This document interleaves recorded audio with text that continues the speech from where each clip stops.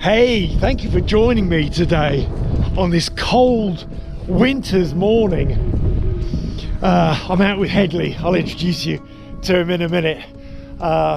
This is Segsbury Camp, just along from Oxford. We met up in Wantage, just had a quick coffee and a snack in Wantage, and have driven out just to this little area here, this camp. Massive great ring, old Ironage camp. I don't know if it's a ring camp, I don't know what they call it particularly. Hedley is the expert with all matters fort related. So we're out for a trek during the day, partly by car, making it a bit easier, spotting a few local areas. We stopped here just briefly.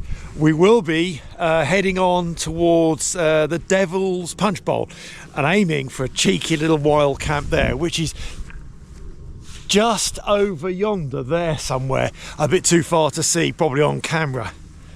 Hi, I'm Warren Brand and welcome to another Linleys video.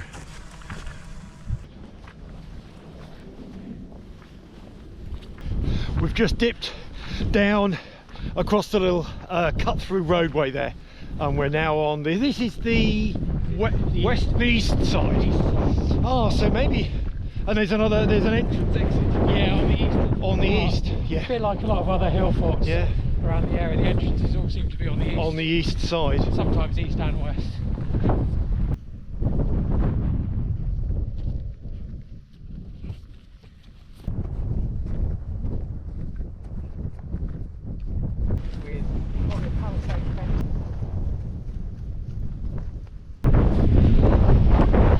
Beautifully well manicured flat surface inside this camp.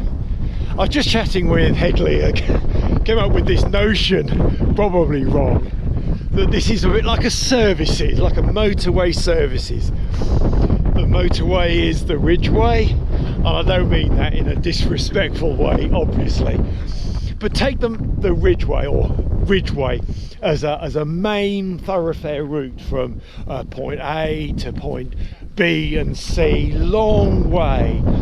As people travelled along the Ridgeway, they inevitably had to stop if they had cattle, sheep, market goods, etc. So they probably, if it was families and groups of people, wanted a service stop, perhaps an overnight stay somewhere. And what better place would be this lovely camp here, protected by the surrounding earthworks and beautiful views. Probably they had to trade some of their cattle or goods and wares to be able to stay here. It's just an idea, a fanciful idea, that this lovely camp was actually kind of a main route service stop.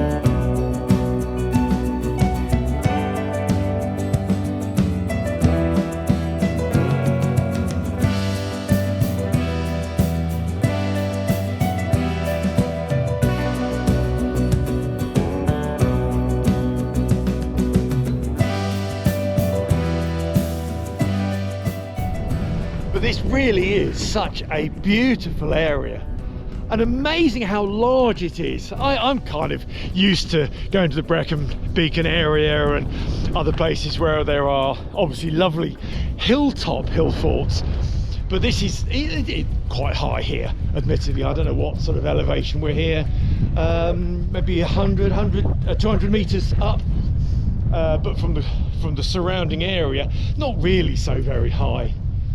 But a large encampment area. I'm impressed. So that is the Ridgeway. That's the Ridgeway. That's the Ridgeway line. This hedgerow, yes. Yeah. And just a short distance. Well, this is here. it. So the Ridgeway's 5,500 years old, and it would have been a trade route, i.e. agriculture mainly. Yeah. And so all of these hill forts, and there's loads of them, seem to be dotted along the Ridgeway, especially this part of the Ridgeway, and they're all sort of 30 to 50 metres from the Ridgeway. So this had some significance as a trading point, a meeting point. It would have looked good because this is chalk, so all of this would have been white with a grand fence going around the top, and the ditch down there would have been far deeper than it is now, and so this would have been a properly fortified hill fort. Whether people lived here or whether it's just a trading place, we don't know. And I could... Just cutting down to this roadway, Hedley's just parked along, just up sort of in the middle of the camp. This roadway cuts through, and I wonder, presumably it's a modern road in terms of it wasn't there back in the day when the camp was used as a camp. It's a shame that it's here, really.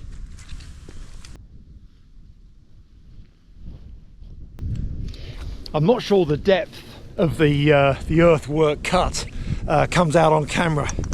Very impressive, and of course back in the day it would have been perhaps twice that deep.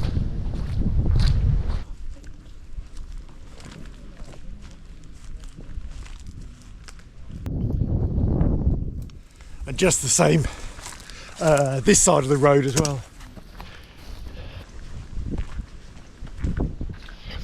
So that's my sort of theory, my hypothesis, that this camp back in the Ironage days was very much like a service station for people on their way along the Ridgeway. Yeah, heading back to the car, and then we're moving on to our next point of reference.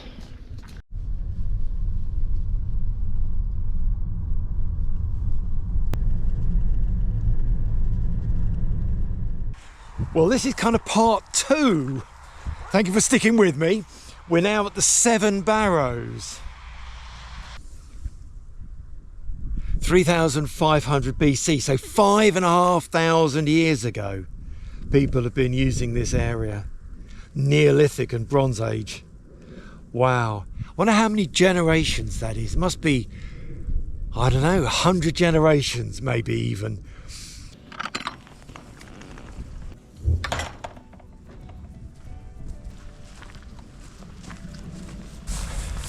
So this area is known as the 7 Barrows, but apparently there were not 7, there was at least 10, but I think 7 sounds better. So 7 Barrows, and this is one of them.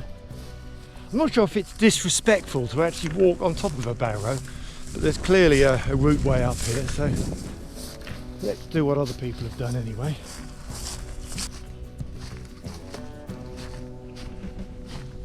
What a lovely old tree, but not as old as the barrow by a long way. My goodness, a mere infant is that tree. However long it's been there, 100 years, a mere infant.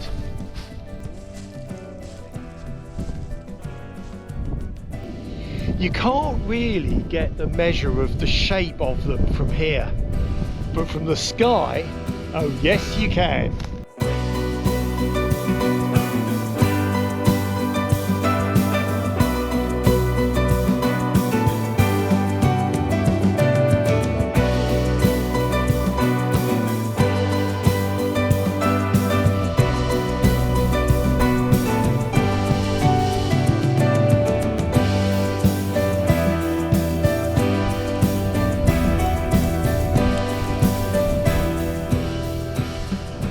Just beginning now to get a measure of kind of the shape of these barrows. They are circular, and there's a rim ditch around each of them.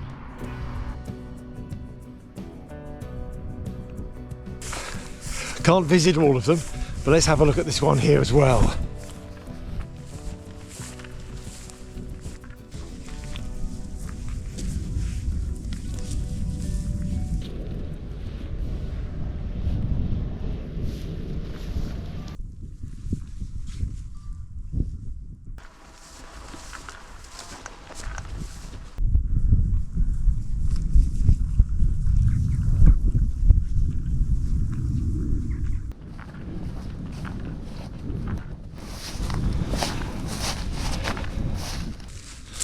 Wow.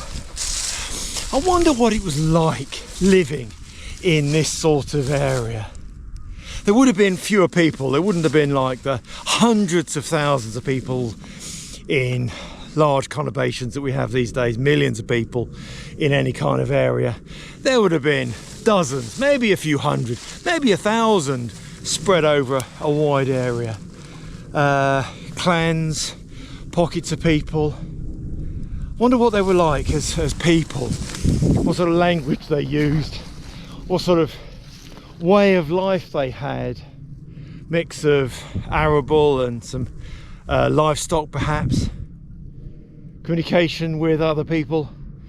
It's hard to say. I'm not a historian. I never really showed much interest in history at school. It's a shame really. I guess it wasn't made interesting for me, or I had other interests. But really trying to understand things now, just fascinating. It really is.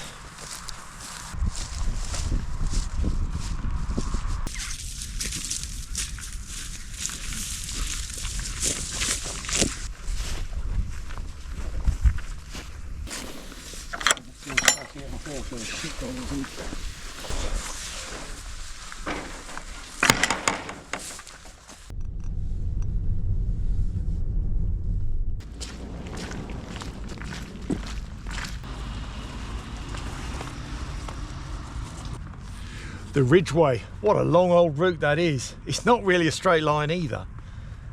Amazing. What is it, 80, 90 miles? This is part 3 of my little adventure today. So we are now on the Ridgeway. We're going to continue just a short way along here, I think, Hedley, yes, yeah, and then we're turning left, heading over towards an area, yeah, Devil's Punchbowl.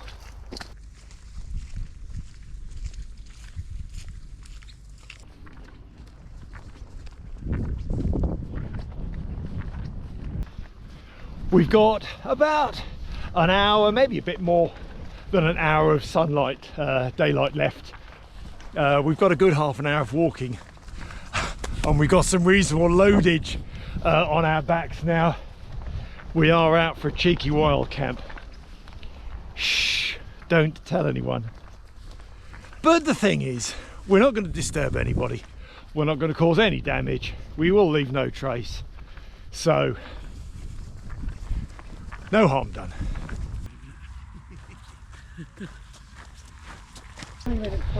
Turning left here. We're now leaving England's oldest road, apparently.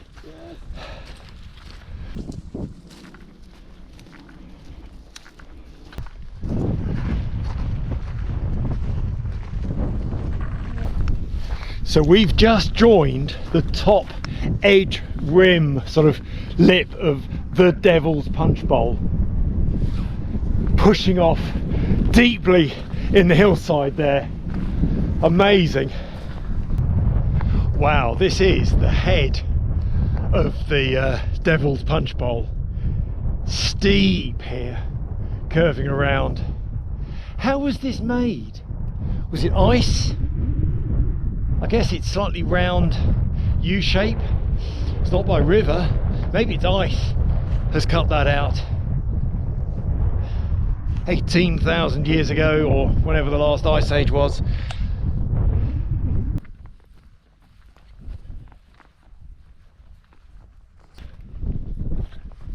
Probably can't see it on camera, looking into the sun, but there were 2 horses galloping or cantering, I don't know what the difference is, but going very quickly along the line of the Ridgeway there. Beautiful. I reckon there are quite a few of these big hollows here, as if there's been quarrying or mining, I don't know, quarrying for chalk, flint maybe.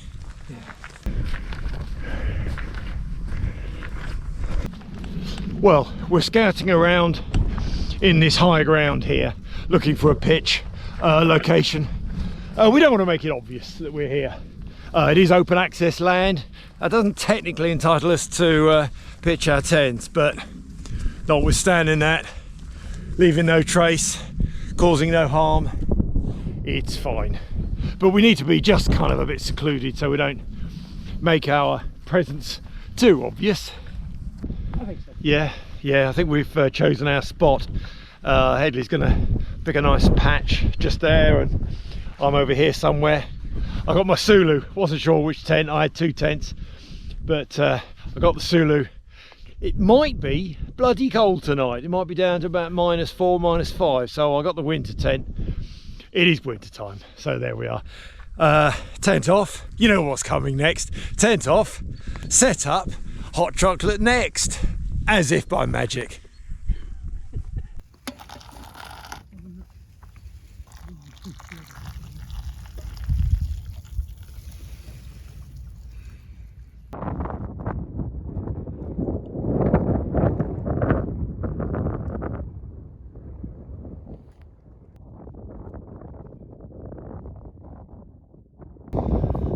What a beautiful location. Looking north, just the other side of the wintry trees there. We just dipped down in this little hollow. The sun's going. We've just got about, I don't know, 10-15 minutes of light, I think. Oh, the temperature's going. Got hot chocolate made, but that's going to chill off really quick. It's supposed to be -4 or even down to -6. So for us in England, that's pretty chilly. Not too much wind, and it should stay dry, so we should be in for a nice frosty night. Lots and lots of hours in the tent, but that's okay. Got all the gear, got lots of layers, so it should stay warm enough anyway.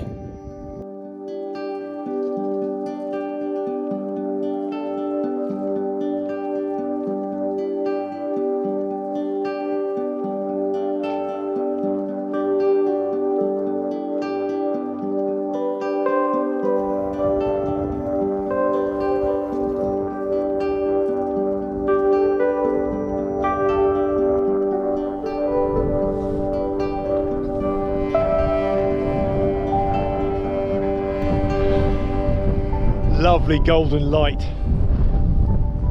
What a fantastic location. Tents are just in the little hollow here, facing, I don't know, is that must be kind of, where's north? North is there, isn't it? Yeah, so just kind of facing north a little bit. Beautiful.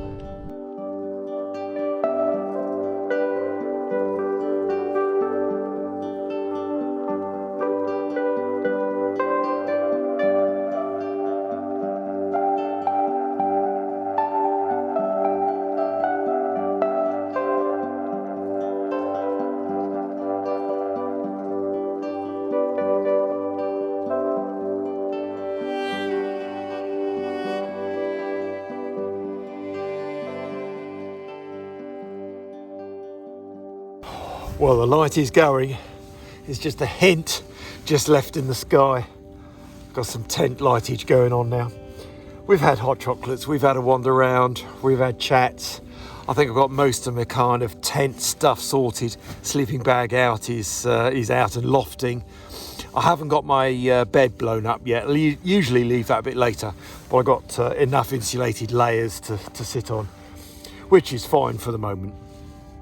The trick is to stay warm, kind of keep moving. I've taken my gloves off just for a little while, but keeping extremities kind of covered up as best as possible as well. There's not too much wind actually, fortunately, so I've just left my side of the tent open. Let's look at what we've got for supper this evening. Slightly easier this evening. I haven't gone for the big veggie option and all the bits of chopping and cooking. I have gone for the they're good, these 5-pot meals, but for the easy go 5-pot meal. I've never had this smoky tomato paella before, so hopefully that's good. Now I don't know if there's enough goo in there. If you've seen my videos before, you know I like a little bit of sauce, a little bit of kind of gravy sauce goo. So I've just got on the side here the hoisin garlic from the Blue Dragon, a bit of sauce. I may or may not put that in, just see what that's like. I know people say, well, you can just add a little bit more water to these rehydrating meals, but that only kind of makes them wet. They don't give the nice goo that I like. So that's my combo this evening: the smoky tomato paella plus the hoisin garlic sauce if I want it. Moving over to dessert, I've got the usual regular custard. You've seen me have the custard before. And look into the back here. I've got some high quality luxury mince pies from Co-op. It's early January, so these were in the Co-op store going at a slightly discounted rate. And I quite like a mince pie. Look, see? I've got two of these cans lurking in the corner here. Hedley, we haven't done our beers yet. Yeah, we'll do the beers next, I think. Yeah. We'll do a cheers, a celebratory camp cheers with the beers. Oh, let's open this beer. Can I do it one-handed? Oh, yes. Now then, I've got a decent, look at this, decent Doom bar. Yeah, cheers, Hedley. Now, Hedley has gone dark side, and I don't mean that nice dark side ale beer. He's gone... What have you got? Here we go. Hello, Dan. I've got a brew dog. A brew dog. And it's wonderful. Oh, no. Dan, that's Dan of Camp Life Bushcraft, of course. There's been a bit of a dialogue going on with choice of beer. Now, I thought Hedley here was into the dark ales like a good, decent beer. Well, would you say Doom Bar is a decent beer? Well, it's a dark ale anyway. But Hedley seems to have gone the other side this time with an IPA. What type of IPA is it? It's a taste of... It's called Hazy Joe. Oh, it's a hazy, one of those hazy... Okay. Well, cheers, Dan, with a decent beer from Warren here. Cheers.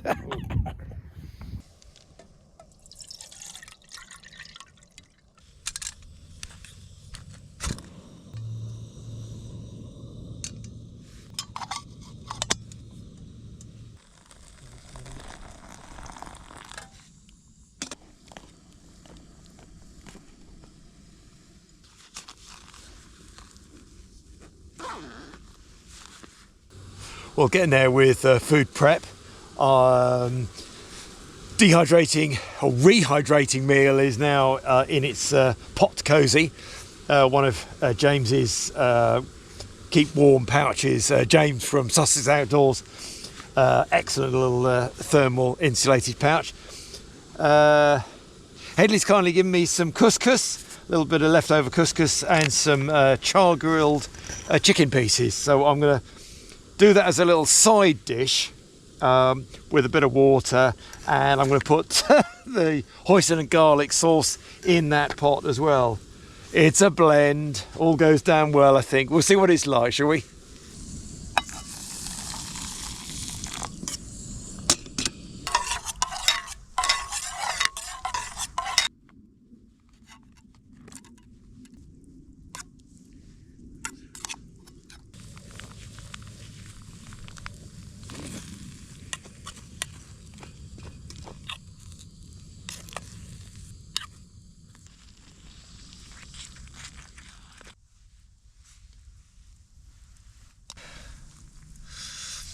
Well, this is a veritable feast.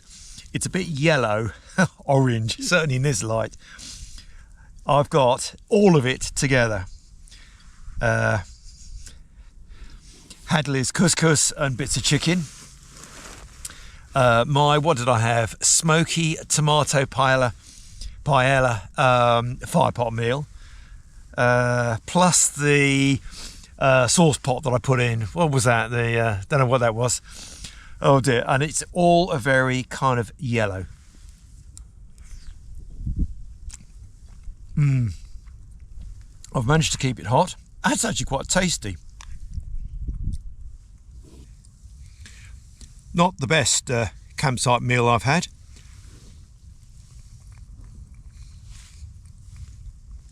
But there's enough goo, lots of flavour.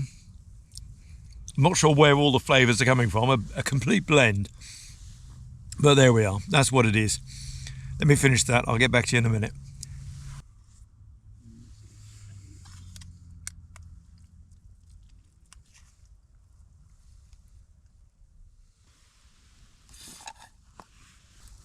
Oh, that was a feast. Well My goodness. Right, going to let that settle a bit. yeah. Have a bit more beer, and then it'll be pudding time, but not just yet. I don't know what time it is, but I haven't got capacity. no, I haven't got the space yet. No. I'm just enjoying your video. Are you watching my video? Yeah. Oh, nice. Hedley's watching one of my YouTube videos that isn't yet out on an unlisted preview, so it's giving me the thumbs up. It's from our Fan Freinach trip that we did last November. Good. Oh, I bet this is going to be cold. Oh, it's a bit lively.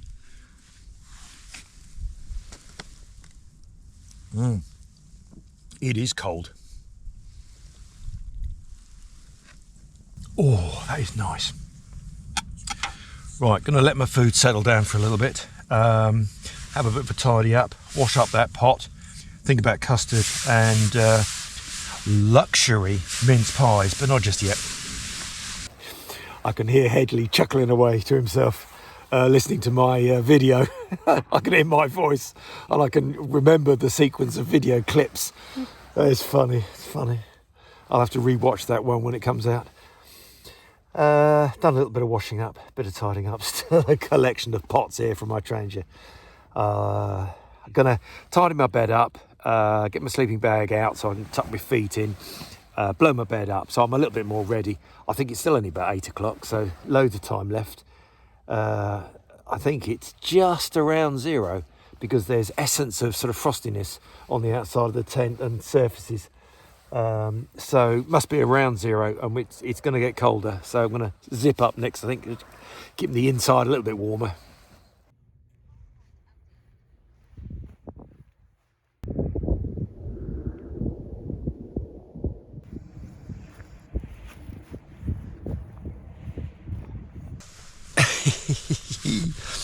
Well, we've just been taking it easy, all wrapped up. I haven't actually closed up my door yet.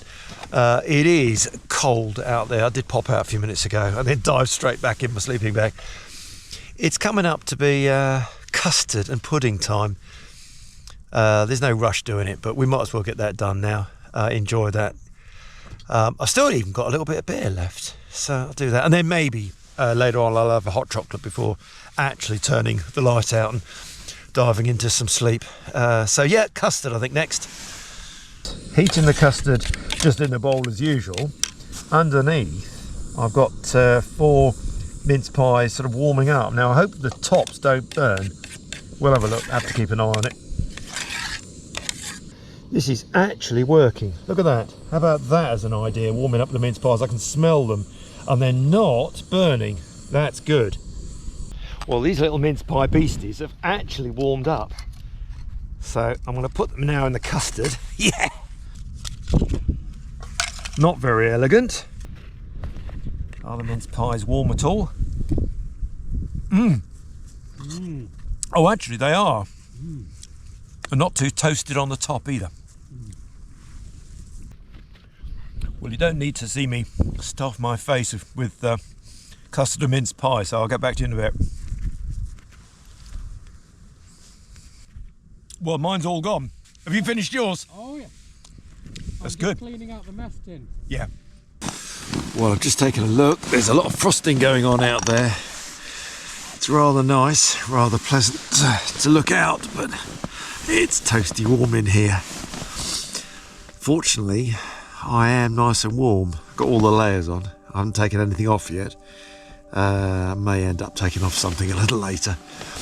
I've got my big red, my climate mat, the RAB 1100 sleeping bag, obviously my pillow and the usual winter stuff I've got. Sulu tent was the right choice in the end. I could have used my OEX Raccoon 2.1, but the Sulus kept me nice and warm.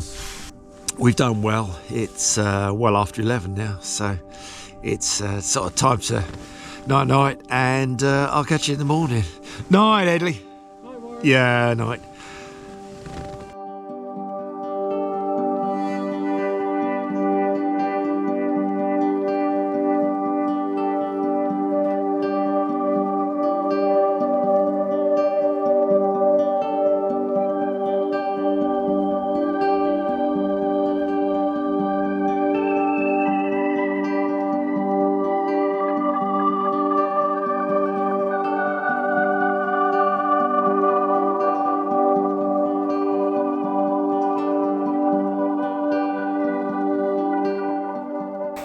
think it's about 8:30. I don't know what time it is. Yeah, I'm going to make a coffee and then... Yeah, coffee time next.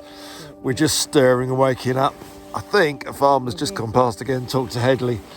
So I popped out just before dawn, put a camera out, hopefully caught the sunrise. I don't know what that looks like yet, but it was certainly frosty out, but not maybe as frosty as we were expecting.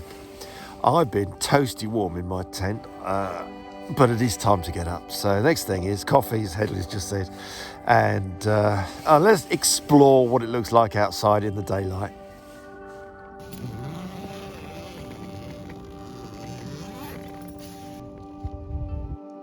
Sorry? Morning, Hedley. Morning. You got your coffee going already? It's on the go. Yeah, better get on with it then, hadn't I? Yeah. Well, it is time for coffee. Hedley's already got his going, so mine next.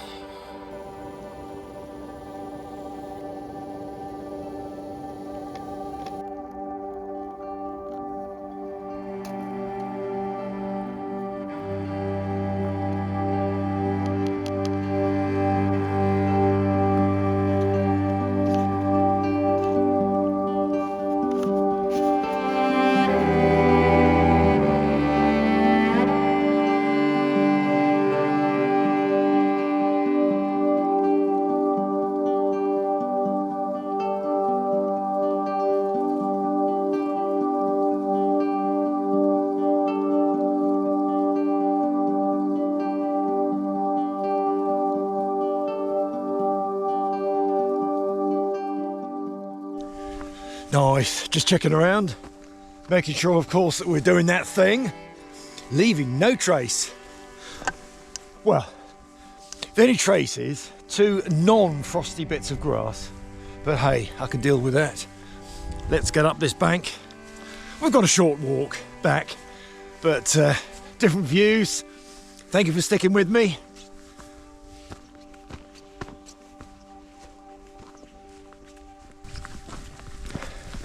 Oh, this ground is hard, isn't it? Firm, icy hard.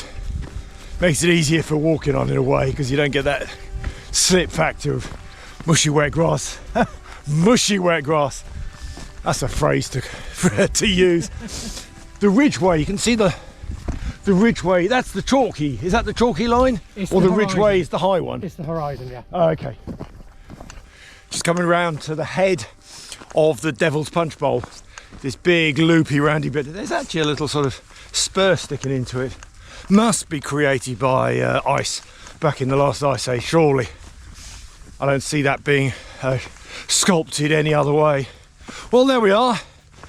We rejoin the Ridgeway just up ahead here, and then it's the little bit of a trail back down to the car. Car's only a mile or so away, so not far. Thank you for joining Hedley and I on this adventure. Yes. Thank you very much for your guiding route. And I hope you enjoyed ancient Wessex. absolutely, good old Wessex, absolutely. Good old Wessex, yeah. There's a lot here.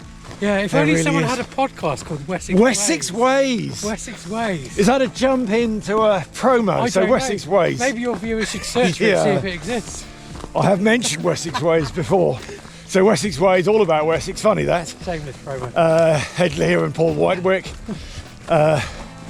present that monthly, kind of monthly. Kind of monthly. Yeah, YouTube and all the other regular podcast stations.